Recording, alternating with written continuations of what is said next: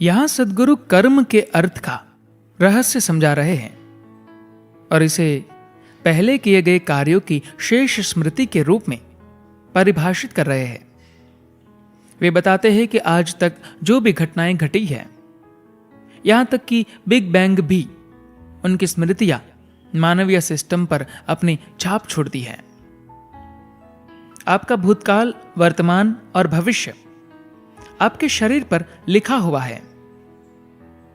बहुत से लोगों के साथ ऐसा होता है कि जब वे 40 से 45 वर्ष के हो जाते हैं तो वे कई प्रकार से अपने माता पिता जैसा व्यवहार करने लगते हैं, बशर्ते उन्होंने जागरूकता पूर्वक अपने लिए एक अलग स्पष्ट मार्ग न बनाया हो। आपके माता पिता एक विशेष तरह से रहते थे, आपको वैसा ही करने की क्या जरूरत है? सद्गुरु कहते हैं, कर्म को समझने का एक तरीका यह है कि आपके शरीर, मन, भावनाओं और ऊर्जाओं में अब तक जो कुछ भी हुआ है उसकी बाकी बची यादें ही कर्म है।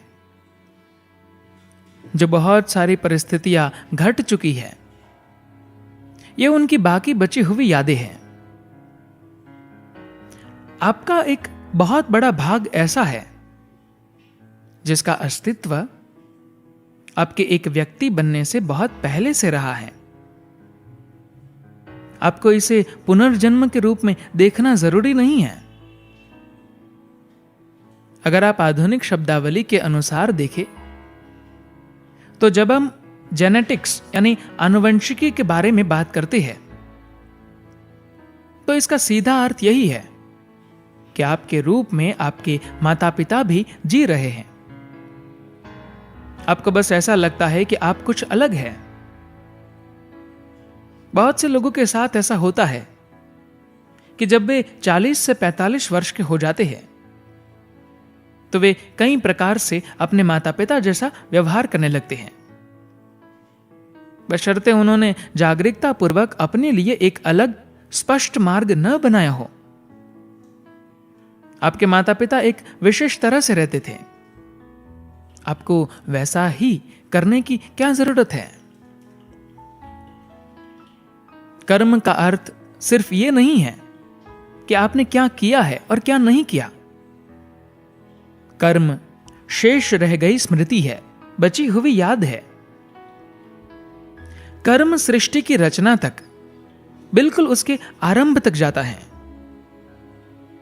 अगर आप जागरूकता से अपने शरीर के परे जाए, अगर आप पर्याप्त रूप से जागरूक हैं, तो आप सृष्टि का आरंभ भी साफ देख सकते हैं। वह सब कुछ जो इस सृष्टि में कभी भी हुआ है, वह सब हर चीज में उपस्थित है। खासतौर पर मानवीय सिस्टम में हम इसे अनुभव से जानते हैं। आज विज्ञान इस सीमा तक विकसित हो गया है कि जब आप सिकोया यानी लाल लकड़ी वाला पेड़ जो कैलिफोर्निया में पाया जाता है, वृक्ष को काटते हैं तो वैज्ञानिक लगभग पढ़ सकते हैं कि पिछले 3000 वर्षों में वहां क्या क्या हुआ है, कितनी बारिश हुई, कितना तापमान रहा, आग लगने की घटना, आपदाएं, सब कुछ। यह लगभग वैसा ही है जैसे कोई आपकी हथेली देखकर आपका भूतकाल, वर्तमान और भविष्य बता दे। ये कई अलग अलग तरीकों से हमें संकेत देता है। मैं वास्तव में आपका हाथ देखकर बता सकता हूं कि आपके जीवन में क्या हो चुका है और आगे क्या होने वाला है। ये इशारे आपके हाथ में कैसे आ गए? ये सिर्फ हाथ पर ही नहीं है, बल्कि आपके सारे शरीर पर है। मैं आपके शरीर के चाहे किसी भी भाग को देखूं, खासतौर से कुछ विशेष भाग जो अन्य भागों की अपेक्षा ज्यादा सूचना देते हैं, तो मैं आपको आपका भूतकाल और भविष्य दोनों बता सकता हूं। मैं अगर आपके कान के कर्णपाली के पीछे देखूं तो मैं आपको लगभग सब कुछ बता दूंगा। मैं मजाक नहीं कर रहा। मैं अगर किसी महत्वपूर्ण जगह पर जाता हूं तो मैं किसी मार्गदर्शक या किसी से कभी नहीं पूछता कि उस स्थान पर क्या हुआ था। मैं बस ऐसा कोई पत्थर, ऐसी कोई चट्टान ढूंढता हूं जो काफी लंबे समय से बिना हिले डुले वहां पर हो। मैं बस उसके साथ बैठता हूं और मुझे उस पूरी जगह के बारे में सारी जानकारी मिल जाती है, क्योंकि एक पत्थर में, एक चट्टान में भी उन सारी बातों की यादें होती है जो उनके आसपास घटी है। इस धरती पर अलग अलग वस्तुएं अलग अलग प्रकार के कंपन पैदा करती है, और ये कंपन धरती की स्थिति के हिसाब से अलग अलग होते हैं। इन सब बातों के माप लिए गए हैं, इन्हें नापा गया है, पर वे व्यवस्थित रूप से ये पता नहीं लगा पा रहे कि वास्तव में ये कंपन क्या कह रहे हैं। हर चट्टान कुछ कह रही है, हर कंकड़ कुछ कह रहा है। इतना तो आधुनिक विज्ञान भी स्पष्ट रूप से जानता है। क्या ये इतना सुस्पष्ट है कि आप इसे पढ़ सके, समझ सके? या क्या आप इतने संवेदनशील है कि आप समझ सके कि वे क्या कह रहे हैं? यही प्रश्न है, क्योंकि अगर आप जानना चाहते हैं कि कोई क्या कह रहा है तो आपको उसकी भाषा समझ में आनी चाहिए। आपको उस भाषा के प्रति पर्याप्त रूप से संवेदनशील होना चाहिए, वरना आप नहीं जान पाएंगे।